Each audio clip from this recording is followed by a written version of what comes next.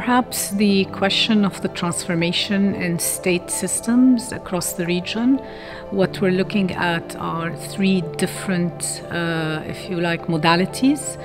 One is countries that are abdicating their responsibilities towards their citizens, either to the private sector, talking health, education, other services, or sometimes to non-state actors, civil society organizations who are being tasked with supporting citizens, providing social services, etc. The second model that we have is state systems where institutions are really disintegrating, if you like, or have been systematically weakened by various crises. I think of Lebanon, for example. 2019, economic and financial crisis hit, followed by a port explosion, etc., etc., and now it's in the midst of a war with Israel. Over the past 5 years, state institutions have been systematically weakened. Their capacity to deliver has really been disrupted.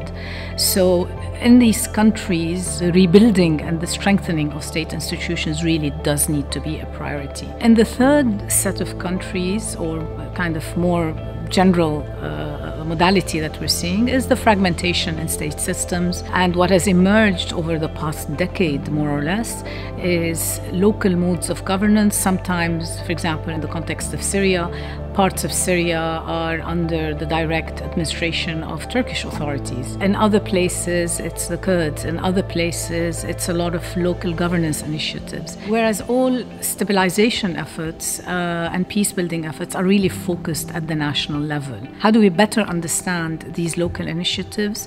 Are there local governance initiatives that can be scaled up in a way to the national level?